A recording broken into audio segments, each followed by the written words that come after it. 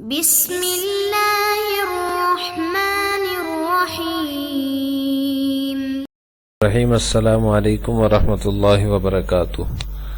عزیز طلباء، آج آثار السنن کا سبق نمبر 125 ہے اور اس سبق کے اندر ہم باب فی الذکر بعد الصلاۃ یعنی نماز کے بعد جو ذکر کا مسئلہ ہے اس کو پڑھیں گے۔ اس باب کے تحت علامہ نیوی رحمہ اللہ تعالی نے 7 احادیث ذکر کی ہیں جن میں نماز کے بعد ذکر کا مسئلہ بیان ہوا ہے۔ آج کے سبق میں ہم ان احادیث کا ترجمہ، تشریح اور ذکر کے مسئلے کی تفصیل پڑھیں گے۔ باب فی الذکر بعد الصلاۃ، اس کی پہلی حدیث عن المغیرۃ بن شعبۃ رضی اللہ تعالی عنہ ان رسول اللہ صلی اللہ علیہ وسلم کان یقول فی دبر صلاتہ اذا سلم لا الہ الا اللہ وحدہ لا شریک لہ لہ الملک ولہ الحمد وهو على كل شیء قدیر اللهم لا مانع لما اعطیت ولا معطی لما منعت ولا ينفع ذا الجد منک الجد، رواہ الشیخان۔ اس کا ترجمہ یہ ہے، مغیرہ بن شعبہ رضی اللہ تعالیٰ عنہ سے مروی ہے، فرماتے ہیں کہ رسول اللہ صلی اللہ علیہ وسلم جب سلام پھیرتے تو یہ دعا پڑھتے، اللہ لا الہ الا اللہ وحدہ، اللہ تعالیٰ کے سوا کوئی معبود نہیں، وہ اکیلے ہیں، لہ الملک و لہ الحمد،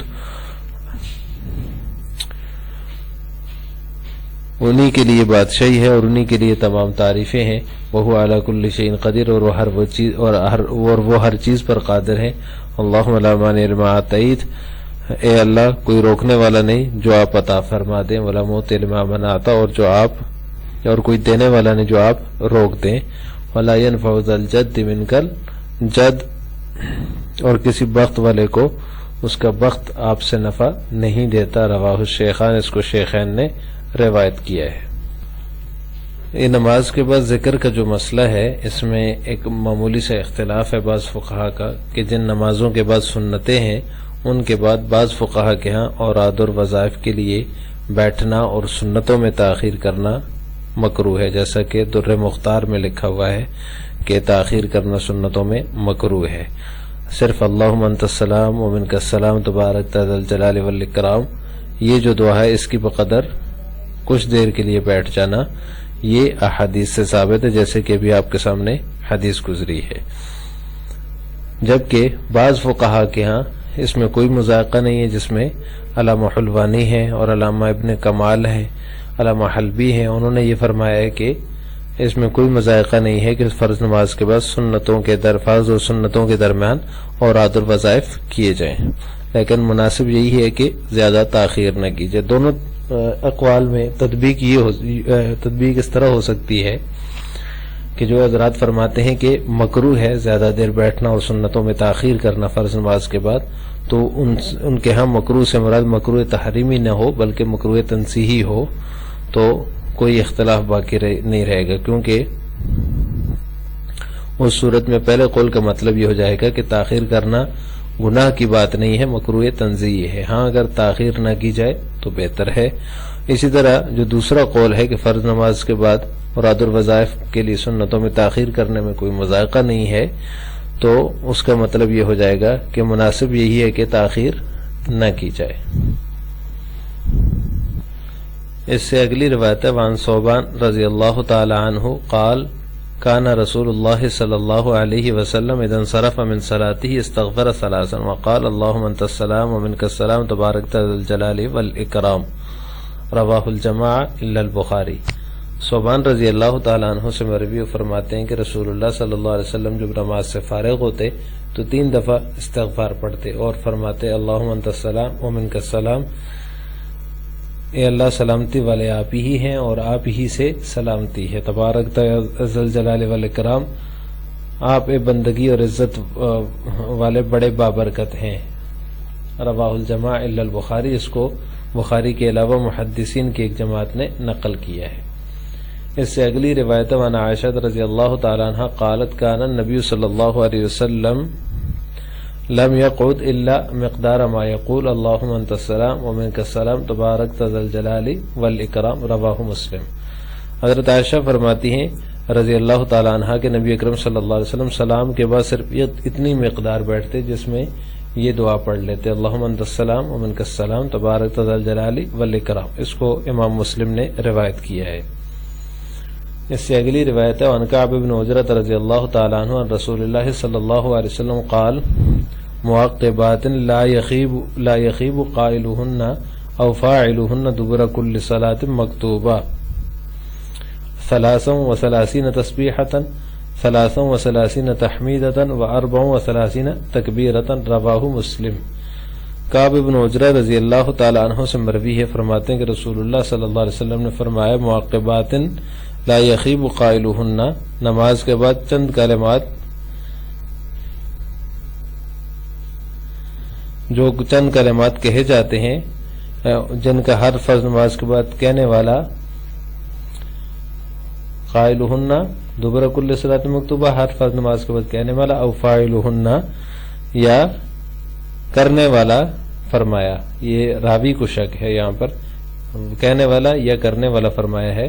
ہر نماز کے بعد ان کو کرنے والا لا یخیبو ناکام نہیں ہوتا. وہ کیا ہے؟ 33 بار سبحان اللہ، 33 بار الحمدللہ، 34 بار اللہ اکبر. یہ حدیث مسلم نے روایت کی ہے.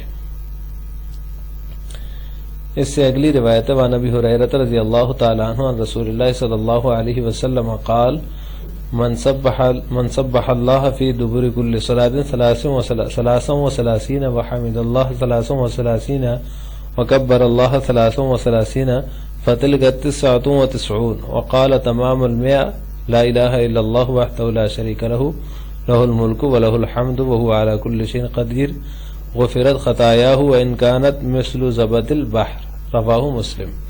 ابو ہریرہ رضی اللہ تعالیٰ عنہ سے مروی فرماتے ہیں کہ رسول اللہ صلی اللہ علیہ وسلم نے فرمایا جس شخص نے ہر نماز کے بعد 33 بار سبحان اللہ اور 33 بار الحمدللہ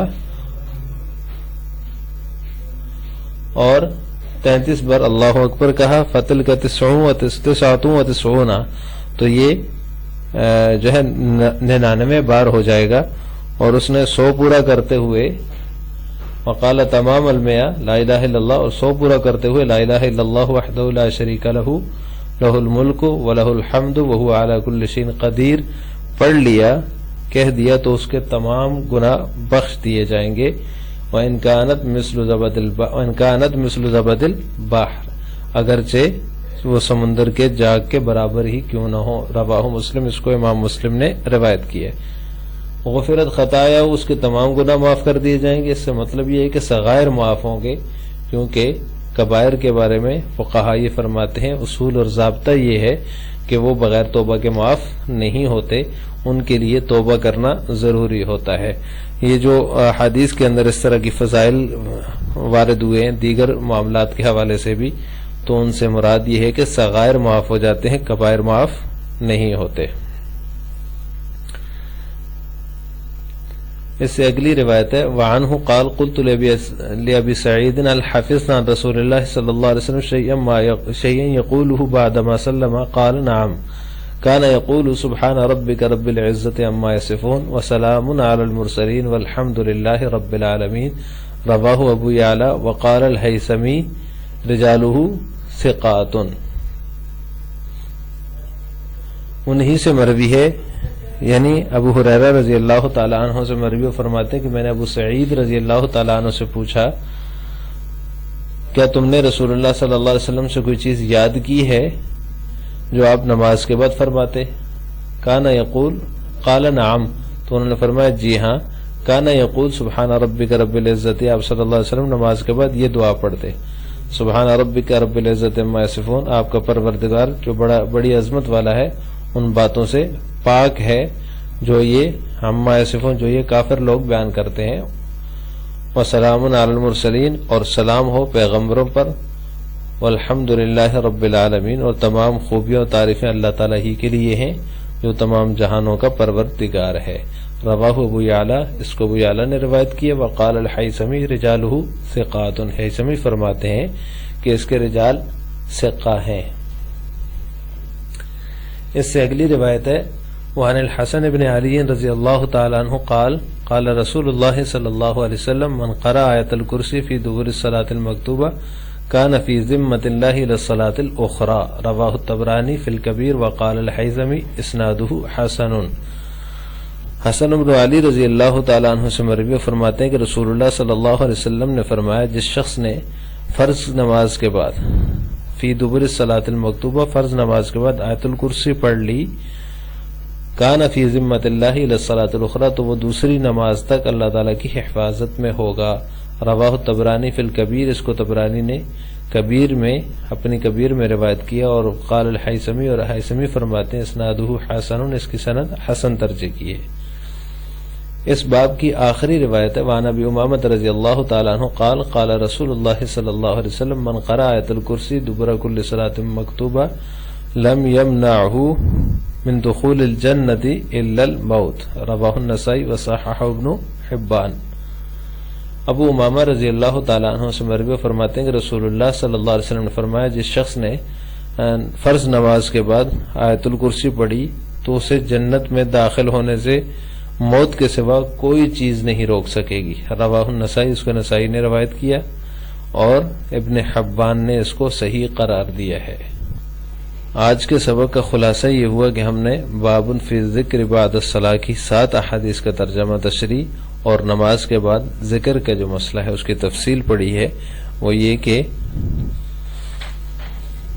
در مختار میں یہ ہے کہ فرض نماز پڑھ لینے کے بعد جن کے پاس سنتیں ہوں تو سنتوں میں تاخیر کرنا مکروہ ہے، لیکن اس مکروہ سے مراد مکروہ تنزیہی ہے، تحریمی نہیں ہے، جبکہ دیگر حضرات جس میں علامہ حلوانی ہے، علامہ ابن کبال ہیں اور علامہ حلبی ہیں، وہ فرماتے ہیں کہ اس میں کوئی مذائقہ نہیں ہے کہ سنتوں میں تاخیر کی جائے اوراد اور وظائف کی وجہ سے۔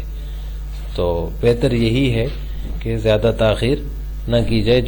جو تسبیحات یعنی تسبیحات فاطمی جیسے کہ 33 دفعہ سبحان اللہ، 33 دفعہ الحمدللہ اور 34 دفعہ اللہ اکبر ہے، ان کو تسبیحات فاطمی کہا جاتا ہے۔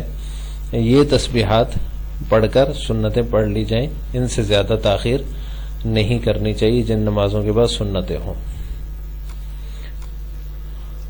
آخر میں آپ سے 2 سوال ہیں۔ پہلا سوال یہ ہے کہ جن نمازوں کے بعد سنتیں ہیں ان کے بعد اوراد اور وظائف کیے جا سکتے ہیں یا نہیں، اس کا جواب آپ نے کمنٹ باکس میں دینا ہے۔ نمبر 2، در مختار میں فرض نماز کے بعد سنتوں میں تاخیر کو مکروہ لکھا ہے، اس سے کون سی کراہت مراد ہے؟ کراہت تنزیہی ہے یا کراہت تحریمی؟ اس کا جواب بھی آپ نے کمنٹ باکس میں دینا ہے۔ السلام علیکم ورحمۃ اللہ وبرکاتہ۔